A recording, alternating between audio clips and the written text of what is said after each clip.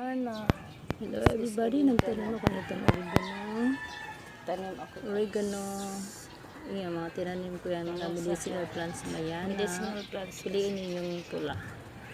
Tsaka yung sambong. Ayan ang sambong sa kapitbahay kasi ang daming tubo sa kanila.